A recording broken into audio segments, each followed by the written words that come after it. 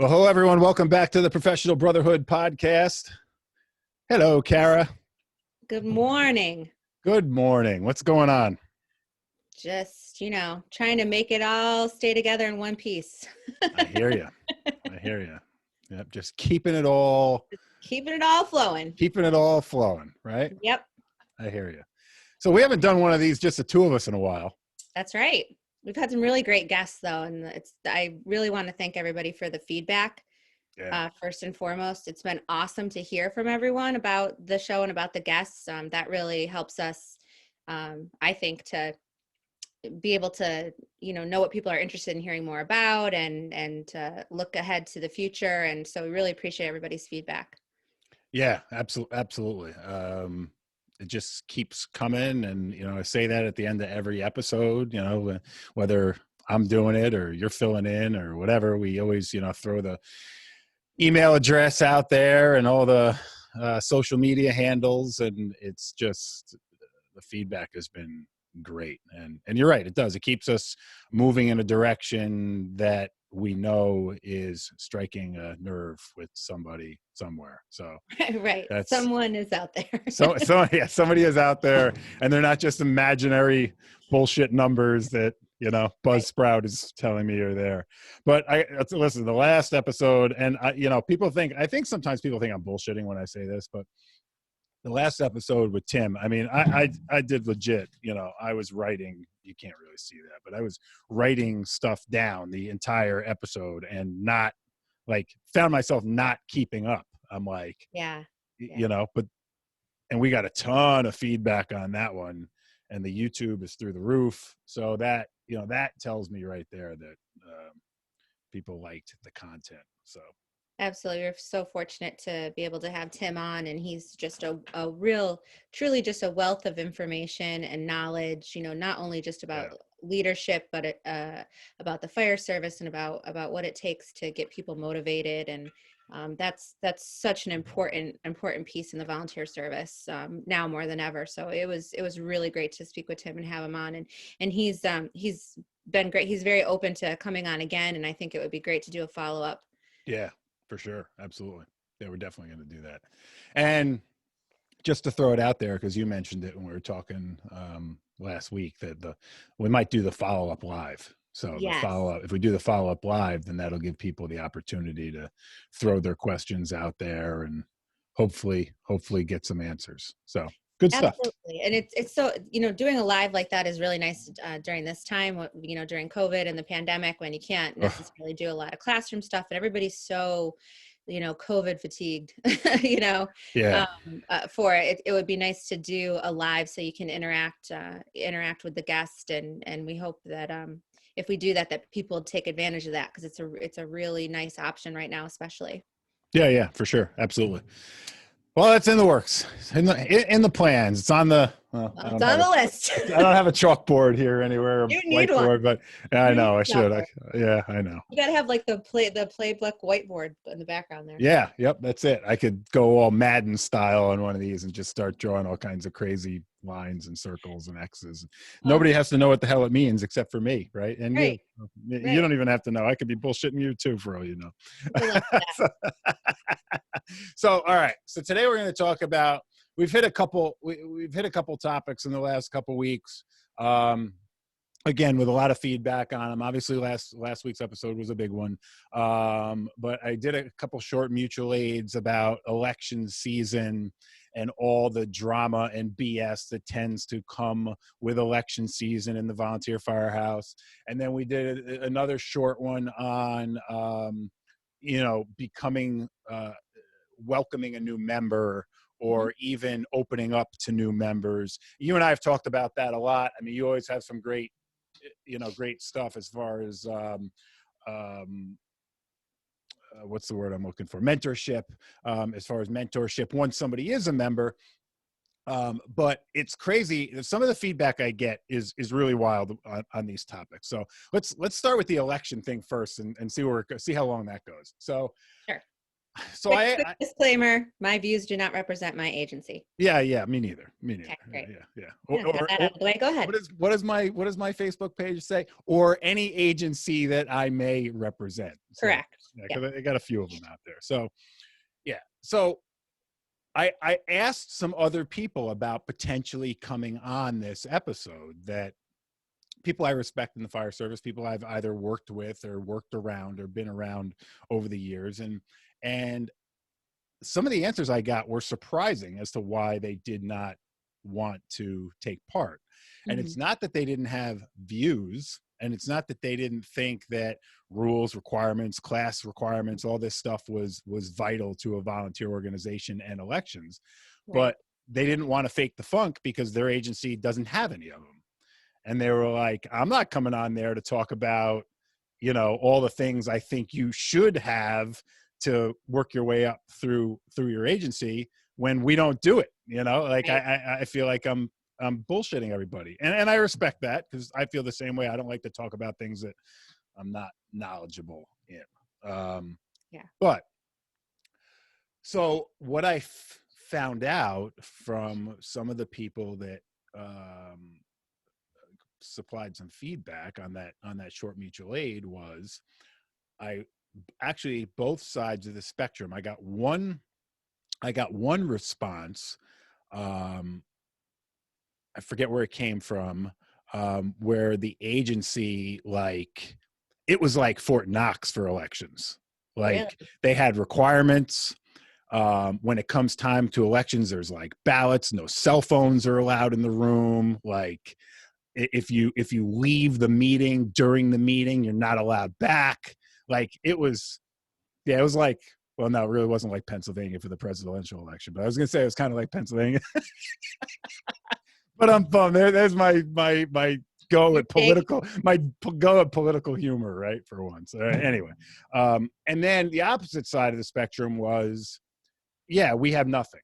We've got no rules, no regulations. There's nothing in our bylaws that says that, Johnny or Kathy have to be any better than anybody else, or have any, special requirements, or have any classes, or have any years of service, or, so it was like here and here, like both complete sides of the spectrum. Look, I'm a firm believer, and I'm sure you'll agree with this, and I know you'll have opinions on this. I'm a firm believer that, first of all, if you want to be an officer, all right, as soon as you take that title, whether you realize it or not, more is expected of you, right? Fair statement. If you're going to go from Johnny Black Hat to lieutenant, as soon as you put on that red hat, yellow hat, whatever the hell color the hat is you're wearing, more is expected of you. People look at you differently, right? If you don't have a pathway to get there, like, if there's nothing that lays out how I, go from being just a rank and file firefighter to a lieutenant, like, there's no pathway of education. Right. There's no pathway of, maybe I have to make, if you do percentages or call counts, whatever you do, maybe I have to make more than everybody else, or slightly more than everybody else, before I can take on that position. Like, these, I think, are all things that kind of set you up for success. If there's no guidelines, no rules, no regulations, nothing that you have to strive for, what motivates somebody to be better and do better and excel in the position, Right. And I think that that's the difference between an election process and an appointment process. If you're appointing somebody that you are now, a second lieutenant, a first lieutenant, whatever it is, you're just saying that that's your title. We talk a lot about this, the difference between a title and being a leader. Right. It's not the same thing. Right. Having a title doesn't make you a leader. So if you haven't followed any kind of a process or put in any work before you're appointed a title, it's certainly going to have a different outcome than if you have. I mean, there's just no two ways around that. And I think just bringing on new members in general, showing them a pathway to becoming an interior qualified firefighter, Right. or becoming a pathway to become an operator, or becoming the pathway to get into rescue special ops or whatever. Demonstrating that there's a plan within your department for people, regardless of what their ultimate goal is, shows professionalism. Mm-hmm. Yeah. And it shows, and it gives people the motivation to try to get somewhere. Mm-hmm. Again, you and I talk about this a lot, and this is something that's just a personal opinion I feel very strongly about. Mm-hmm. It's not a club. Right. There's It's plenty not. of clubs out there. There's There's plenty of lots clubs. of clubs, And tons of clubs. and there's certainly fire departments that have, like, a division of personnel, firefighters, Yep. and then social membership. Yep. And I don't see absolutely anything wrong with that. It's wonderful for all people to be civic minded. Sure. We all are part of a community, no matter where we are in the world, and no matter how introverted or extroverted we are, we're all part of a community. Mm-hmm. Being civic minded and promoting having vehicles or venues for people to be civic minded benefits humanity. Correct. Sure. So if you, but the fire service is not I would argue that it's not a club. It's just a different level of expectation. So there are club aspects, but it is not a club. Sure. Right. Sure. And it's a smaller community within a community. Absolutely. Yep. But if you have laid out for your staff when they're coming on, and if you look, any job, when you meet with HR, you get your job description, Mm-hmm. you get your how your annual review is going to be done, Mm-hmm. and what your expectations are. That's given to you at any job, pretty much, where you're a new hire Right. these days. And so the fire service really would benefit from modeling that. Yeah, for sure. I am not familiar personally with appointments, right? I've never belonged to an organization where any line officers are appointed. Right? I know of some organizations in my area that do it that way. I know from feedback that people tend to say that the appointment process is normally a who's best friend process, right? That and that's all I know. Okay, right. So don't send me hate mail because you have an appointment process and it works great. Like, and that's just what I hear. That traditionally, if there's an appointment process, if I'm the chief, or it's me and two assistants, and it's our job to appoint the captain and the lieutenants, that typically that's a who's friend. All right. Now, I'm sure it's not like that everywhere, because I'm sure there are chiefs out there that take their job extremely seriously and look at somebody's qualifications for the job, right? So I'm sure there's absolutely both sides of that out there in the world. We tend to hear the negative, not the positive more, right? And having said that, if people have an appointment process that does work, we would love to know about it. Yeah, for sure. Absolutely. Let us know. Because look, even if you have an appointment process, what I'm about to say should not differ, right? Right. If these positions are elected or they're appointed, again, in my opinion, there should be requirements for that position. Absolutely. Not that Johnny's a good guy and he's been an active member for 15 years. All right. That, maybe your time is a part of it. But your education should be a part of it. Your training should be a part of it. Your response, I think, should be a part of it, because nothing frustrates people more at election time that somebody appears at election time and then becomes something. Right. Does that make sense? Yeah. I mean, ideally, I think, going back to just leadership, you're looking for the people that are showing up for drills and crushing it. They're not hanging back at drill and not wanting to get their hands dirty and not wanting to get in there and learn something and, not contribute to the overall success of drill night by their participation. If you have somebody that is never around and then all of a sudden they're in charge of all the people that are, you're sort of setting that person up for failure. For sure. Yeah, absolutely. No doubt. No doubt about it. And And look, the other thing is, whether you like it or not, once you take on that position, you're supposed to be setting the standard, right? You're supposed to, I mean, Ideally, yeah. ideally, that's the way I look at it. And, I did a lot of talking this week about, minimal effort equals minimal results. Hmm. Well, if you put in somebody, or somebody's elected that is already putting in minimal effort in the job that they are in, what makes you think that they're going to put in maximum effort just because you gave them a title? Right. You know what I'm saying? Right, right. Like if they're not already demonstrating the characteristics that are desirable for you. I mean, I think one thing that I've heard you say a lot, and that I wholeheartedly agree with, is that the viewpoint should be, when you are electing your junior officers, you are electing your next your chief. Someday.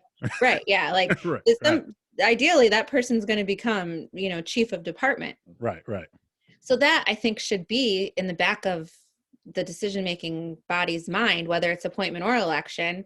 right. This is the person that's going to run the department at some point. And if that person is not a person that is going to be able, either intellectually, time management wise, or training wise, or whatever, run that department in the future, again, you're setting your people up for failure. Right. And that creates a cultural component that you don't want in your department, Yeah, yeah. in my opinion. And the Because other if you're thing always is, setting your staff up for failure, then they are going to rise to that expectation. right, right. And listen, when you're not around, tell me if you agree with this. When you're not around, it's very hard to keep your finger on the pulse of the organization. And, Absolutely. and when you're not, when you don't, I don't want to say when you don't matter, but when you're not in the hierarchy of the organization, and you're not around, and your finger's not on the pulse of the organization, it's not as critical, right? But when you're within the hierarchy of the organization, and you've taken on a leadership role, and you're not around, it's pretty vital that your finger is always on the pulse of the organization. Right. Right. Absolutely. Yeah. So, I mean, that's a basic thing. Is, I mean, look, we've talked about this a lot too. The time commitment for the training, just to mhm, become a basic, bread and butter firefighter in the volunteer service. There, you have to have a time commitment level to it. sure. Being an officer is a tertiary upgrade to that Yeah, time commitment, and that again should be laid out ahead of time. That you're going to be looked upon to take on more work.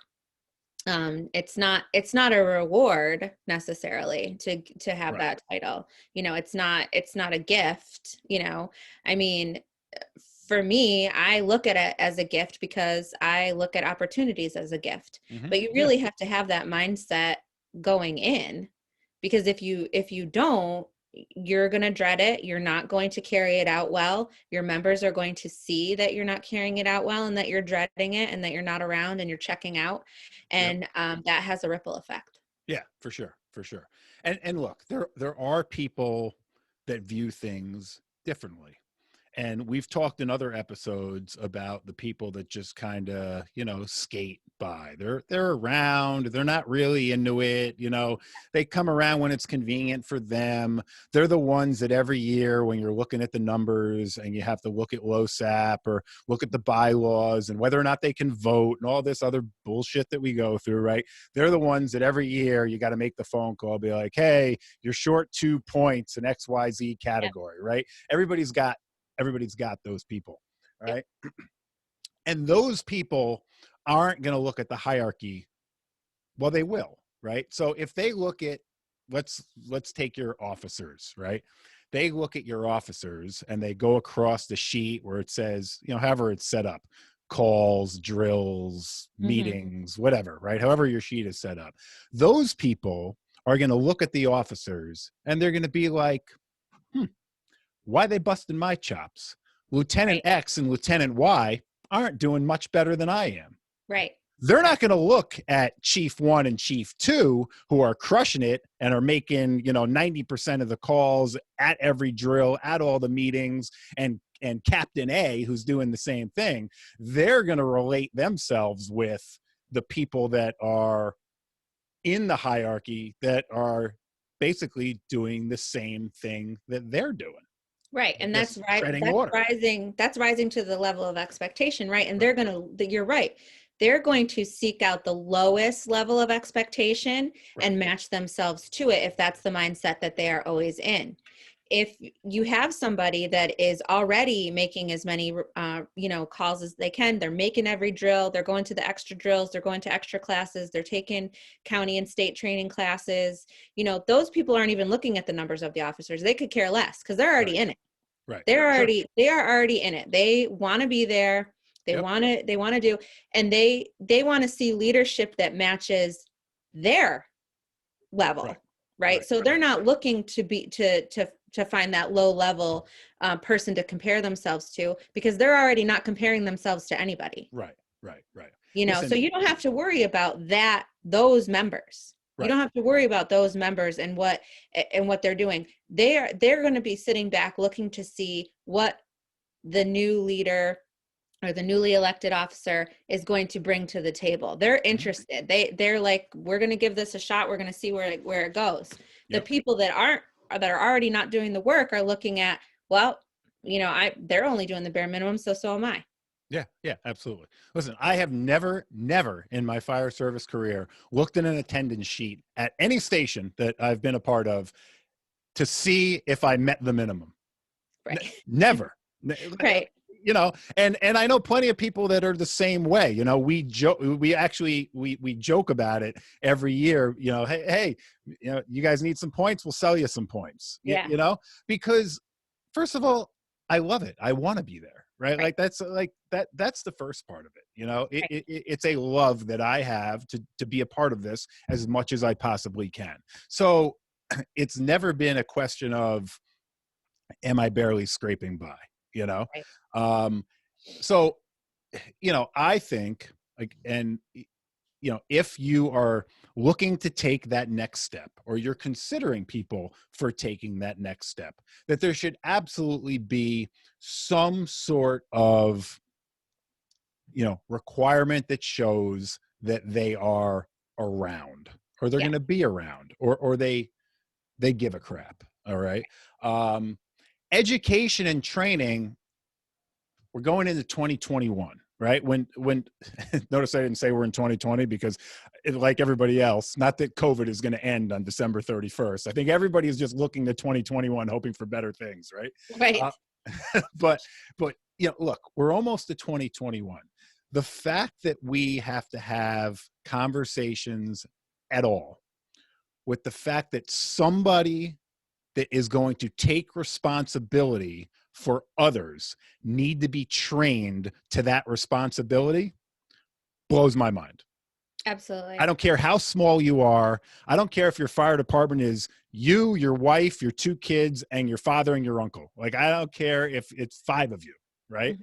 The 5 of you should know what the hell you're doing, because somebody is responsible for 4 out of the 5. Yeah. Right.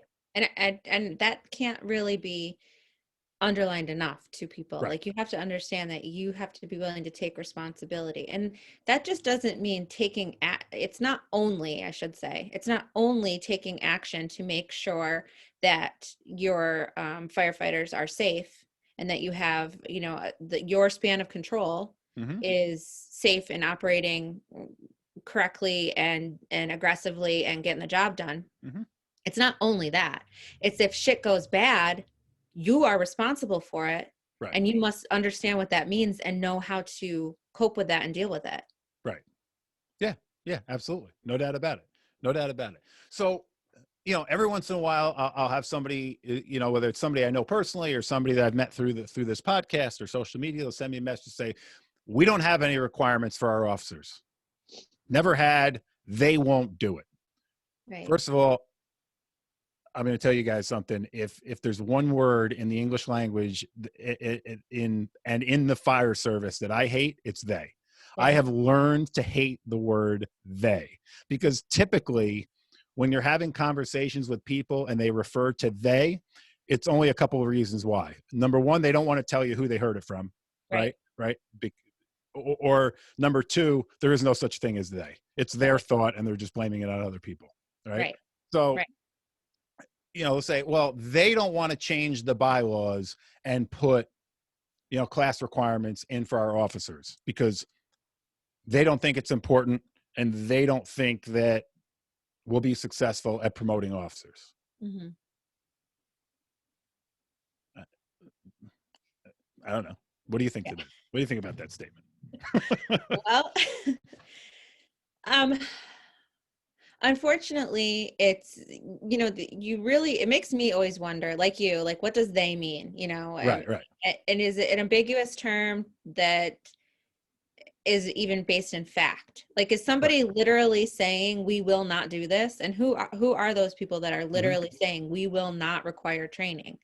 Because a conversation needs to be had about that. If you are a leader in the fire service who is electing other leaders or who is responsible for bringing up other leaders through the department, and your mindset is that training will not be required, that is a huge functional problem within the department. Yeah. And again, and I've talked about this before too, having awkward conversations is challenging for people. They avoid it. Some people love confrontation. Loving confrontation is not the same thing as having an awkward conversation. Right. I mean, anybody can get in anybody's face and scream them down and, verbally assault them like you've never seen, but that's not a productive mindset to have. No. So, but if you are open to having an awkward conversation, what that means is you want to get to the bottom of why that mindset is occurring and if there is any opportunity to change that mindset. And if there's not an opportunity to change that mindset, then there's a larger problem underneath. Because if you are truly somewhere where there is absolutely zero opportunity for change, zero, then why are you there? Sure. Why are you giving your time, putting your life and health on the line if there is no opportunity for positive change? Sure. That's something that the individual then has to examine. Yeah. But I think that often the biggest thing that's happening is nobody wants to have that awkward conversation. I agree. Like you said, they're just saying they say this instead of saying I'm going to have a conversation and find out why. Yeah. And listen, sometimes that conversation won't be as difficult as you think it may be. Exactly. First of all, you need to come into that conversation prepared. That's the biggest fault I see in some people. And again, the me from 15, 16 years ago that did this whole leadership thing when I was 30 and thought I knew a hell of a lot but didn't really know a lot at all, didn't realize the importance of preparation even in some of the simplest of conversations. Right? It is so much easier to have a conversation if you have all your facts and research done and in your mind or written down on something before you have that conversation than it is if you just shoot from the hip and try to have a conversation and your answer when somebody says, well, why do you think you should do that? Well, because. Right. Because is they in reverse. Right. Yeah. They in reverse. Like, that's really what it is. You can't, the same people that are saying they are the same people that are saying because and shrugging their shoulders. Right. So, when you have that conversation, if you don't have any, training requirements or requirements at all when it comes to your leadership in your firehouse, well, why don't you? Like you said, if you look around and you've got, sometimes it'll be blamed on the old timers. And I get that. They came from a different time. Okay. But not all old timers. Here's the biggest mistake. Not all old timers, just because of their age, are against change. Right. If you can explain and make them understand why things are changing, why they need to change, and include them in that conversation and that process, don't assume that every old timer is a moron, because they are not. Absolutely. And don't assume that they don't. I think that in my experience, change for the sake of change is where you're going to meet more resistance. Change because you want to improve and make people better and make the department better is typically more well received. Even if there's initial pushback, if you are genuinely trying to improve something and not just changing it because you're new and you think that there's a better way to do something, then you're going to, I think, have be better received when you approach. And I think that, again, say I don't want to change just for the sake of change. Right. I would like to see if that we could give incoming members who are interested in officer training the opportunity to be trained. Right. I mean, something as simple as framing it like that is going to go a lot farther than coming in with your hands on your hips and saying, our officers have to be trained or they can't be officers. Right. I mean, if obstinate's is going to be met with obstinance 100% of the time. Sure. And listen, and then there is a point where you're going to have the conversation about responsibility and legality, right? I mean, it's really that simple. All right. If you're a part of the change, the culture of change in your organization, it's trying to make these changes, maybe trying to have your rules and regulations or your bylaws rewritten to accommodate for some of these changes, you are going to have some difficult conversations with some key people to make sure that they're on board for those changes. And they should be, right? One of them is the chief of the organization, who's ultimately responsible for everything that goes on and needs to realize that if he or she is not trained, or the people underneath him are not trained, and they go out one day and, God forbid, kill somebody, he is going to be responsible for that. And above him, there's an authority having jurisdiction, whether it's a board of fire commissioners or a village board or whatever, who's responsible as well. So these conversations have to be had because, look, people are responsible. And one bad thing about the volunteer fire service is there's lots of people and lots of organizations out there that they might pay attention to what's going on nationwide, statewide, countywide, locally, but they all have that "it's never going to happen to us" mindset. Right? No, that's never going to happen to us. Yep. Right? Yep. They always think that they are, safe from it because of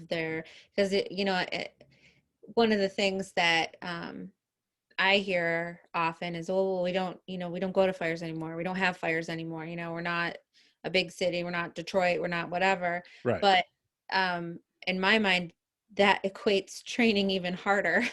Yeah. I mean, because if you are complacent in the fact that you're not going to be required to pull a line with a daytime short crew, and so you don't train that way, you're going to be taught really quickly that you should have been training for that on a weekly basis, because your body's not going to be ready to do it and your equipment's not going to be ready to do it. Saying like, we don't need to do equipment checks, as frequently because the rigs don't get run.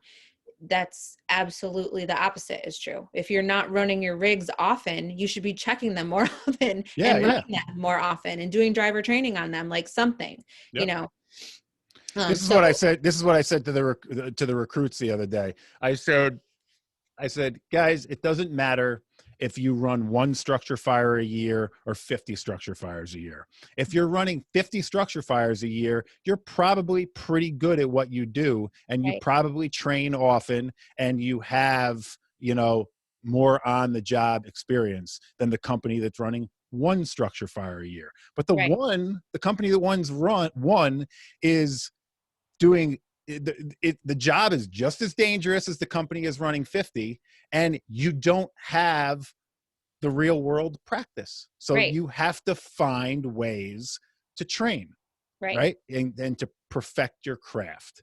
Right. And if you're an officer and you think that you're never going to be in a situation where you're the only one that shows up for the scene because everybody slept through because they thought it was another bullshit alarm, Yep. they let the lowest level lieutenant run the show. You better be ready that you can do a 360, and when you've got it, chugging out of the eaves, you know what to do next. Because if Yeah. it's going to be that 3 o'clock in the morning where everybody slept through it because they didn't think it was real, and then it is real, and then what are you going to do? Yeah. And if you Yeah. don't know that, if you don't know what you're going to do, then you really need to be reconsidering your position within the department. Yeah. Yeah. I agree. Look, the bottom line is we know, all right, um, that there are people that listen to what we're talking about and they relate and they're like, oh, holy crap, that's us, you know? Um, and we really do need to make some changes, but they're, unaware of how to make those changes. Mm-hmm. And these things don't happen overnight. Like everybody needs to understand that. If your organization doesn't have any of this stuff in place, you're not going to make that change in a week, right? Right. But you've got to do your homework. You have to understand why it's important. You have to make other people understand why it's important, and you also have to make other people understand why it changes such as these should, in theory, make us all safer. Right. Should, in theory. I'm not saying that just because somebody goes to a bunch of classes that they're going to be, Right. God's gift to leadership. Right. You're always going to have those firemen on your department that have a file full of every piece of paper from every, Right. Online, state, county, Sure. academy class ever in the country, nationally certified to do this, nationally certified to do that. But then when you actually put them to task on their skills, they can't demonstrate the skill. Right.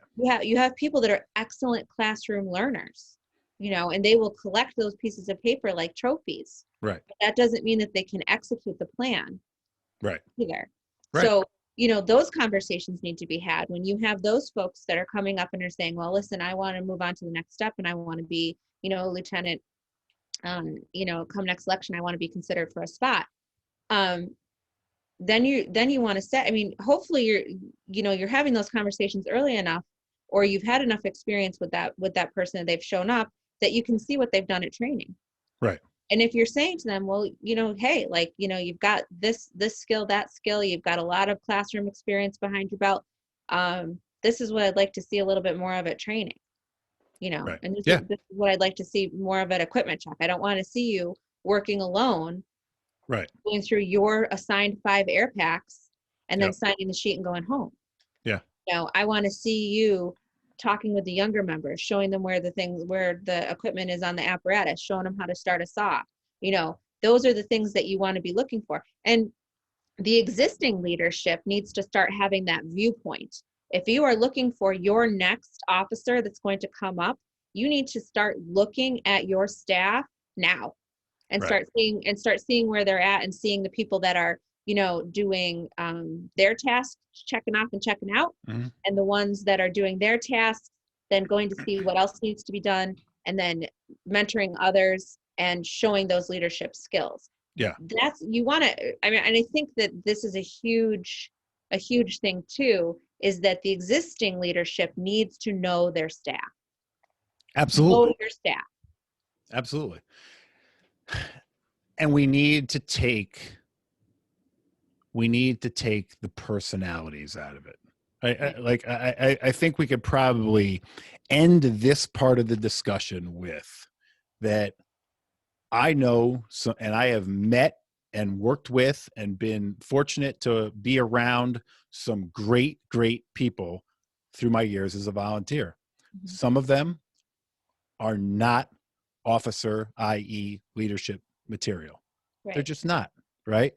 For whatever reason, they're not. Okay.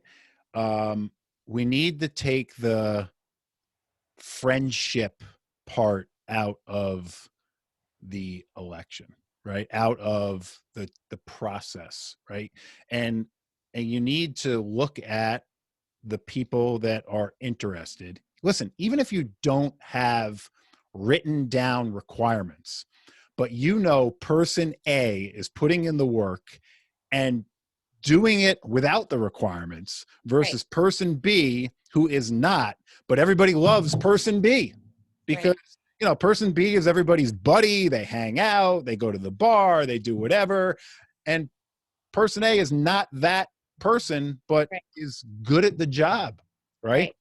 Okay, so you don't have any written requirements. Why are you going with this one over here when it's, when it's clear that the person that's better qualified is the one that's not everybody's best friend, Right. Right. you know? Right. And when you're looking at a friendship based kind of thing, um, you're setting again, I keep saying this, you're setting that person up for failure, because Right, just because they're a good friend doesn't mean that they are going to be a good fire officer. right, And maybe they will, maybe they got elected because it was a who thing or whatever, and then they rose to the occasion and crushed it. yeah, They were like given the chance, and then they started like hustling, and it's not to say that it can't ever work, but if that's the only method that you're using to select your officers, then you are setting your officers up for failure, and you're setting your team up for failure. sure, absolutely. And look, people have to have some people skills too. Yeah. You gotta be able to have some people skills. Yeah, like you said before, you have to be able to have difficult conversations. You have to be able to talk to people. There's so many skills that we don't even talk about. I mean, we talk about, fire training, but like life skills, Well, even something as simple as being able to stand up in front of a room and speak to your crew, right, speak to your crew members, without shouting, or without, not even shouting out of anger, but just being able to do a presentation without yelling over across the room, right, you right. know?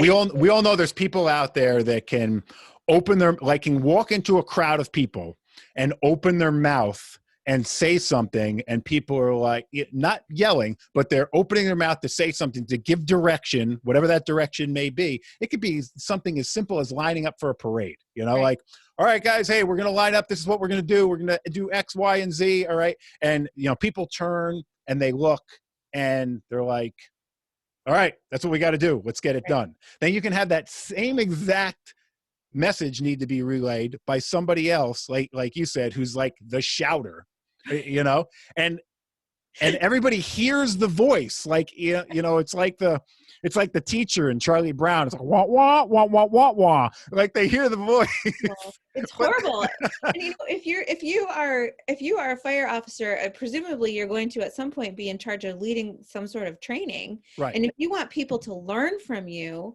and be able to take direction from you, you have to know how to speak in front of a group. I mean, yeah, that's a basic skill that nobody really talks about.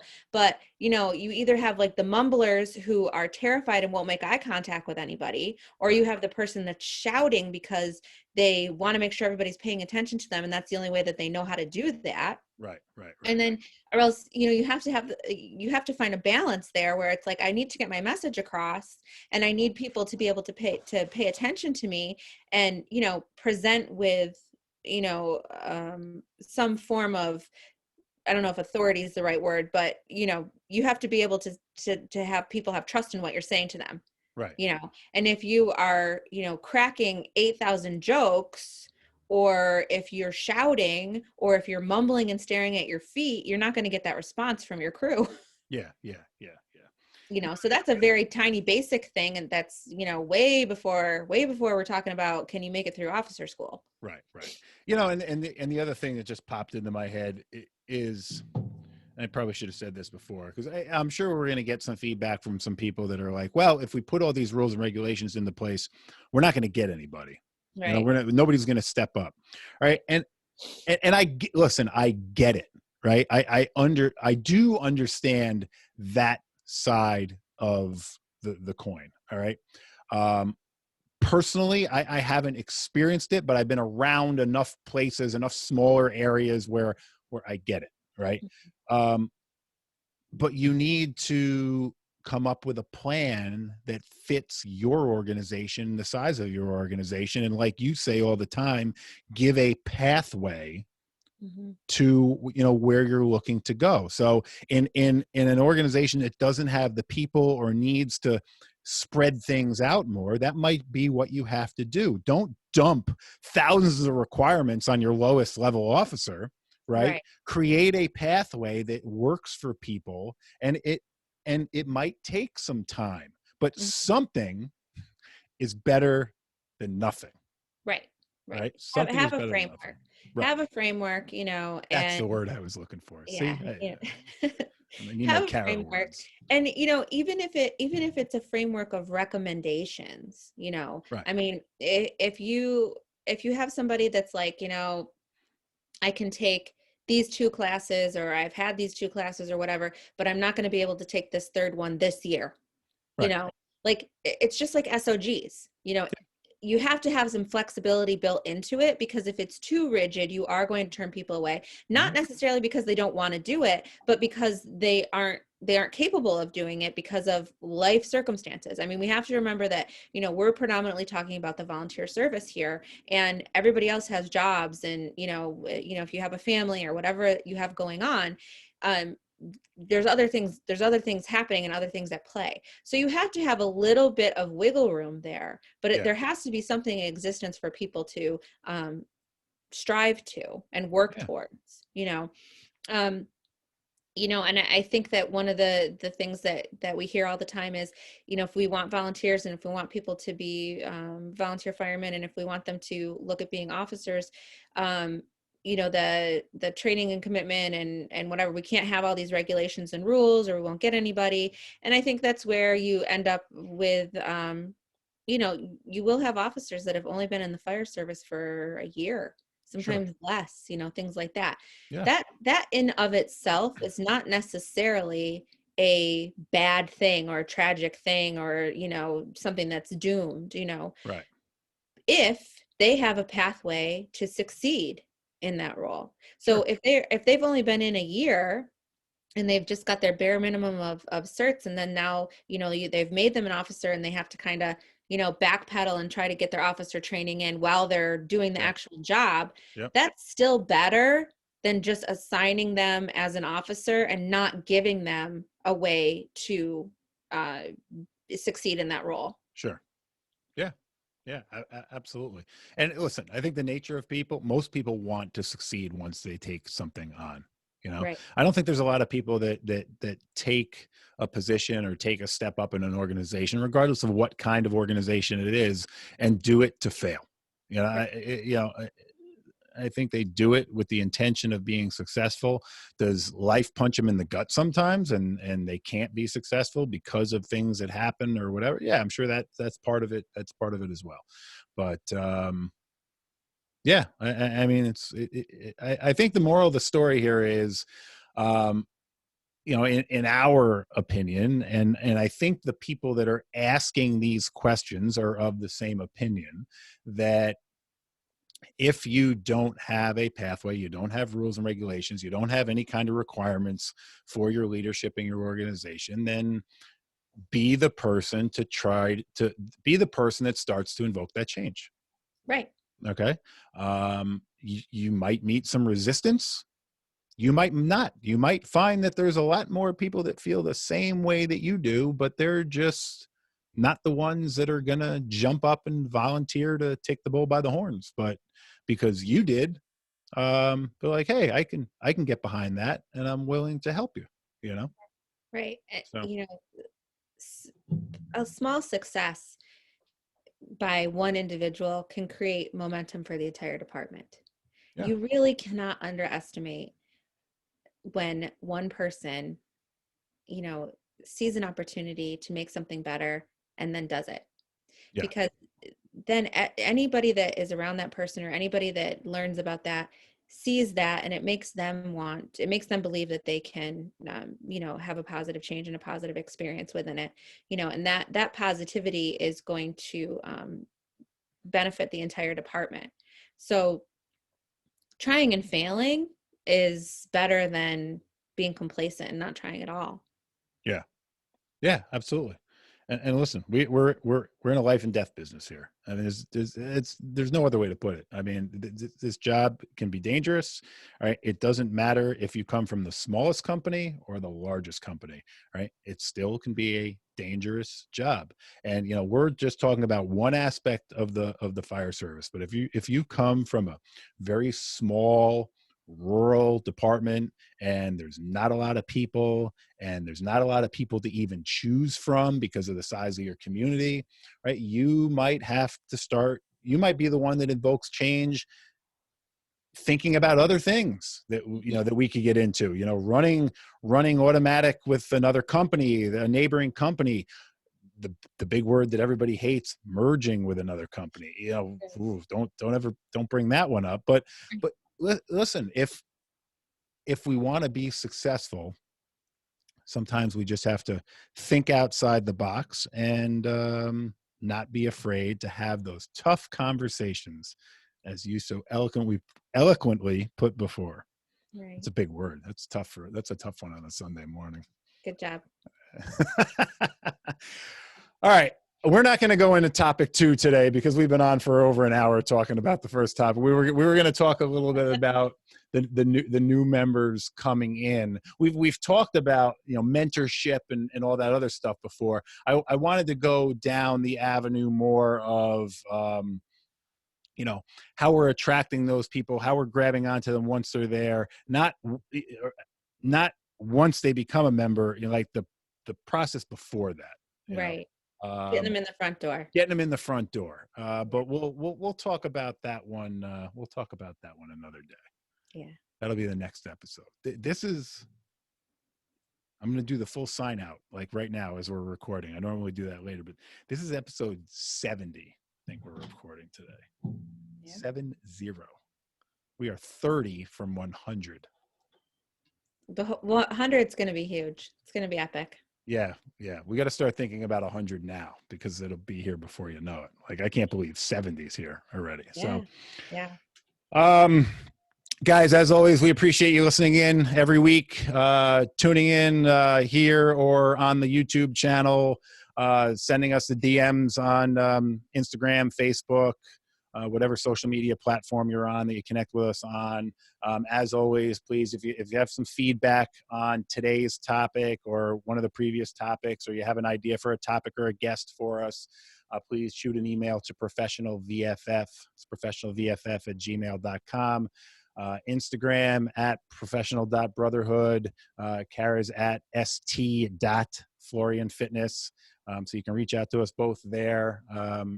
We talk all the time. So if you want to message her. You want to message me. Doesn't matter. It's all going to the same place. And we'll definitely dive into whatever it is that you send us as a recommendation.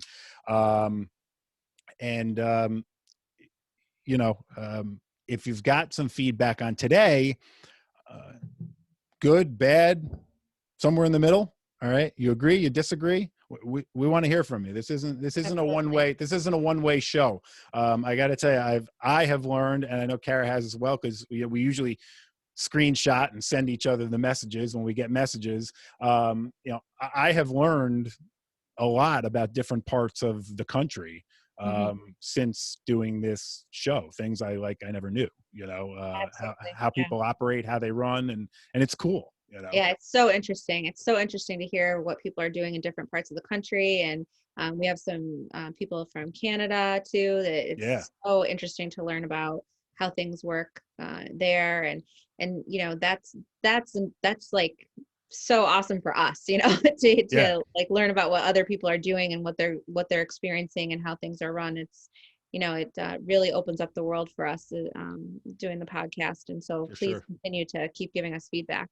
Yep, absolutely. And if you are not, if you haven't been to the website yet, jump over to the website, professionalbrotherhood.com. I did, as promised, load some of the materials that Tim sent us from the last episode in the blog section. So you can sign up for the blog section. And from the website, you can link to everything. You can link to the YouTube channel. You can link to the Facebook page, the Instagram.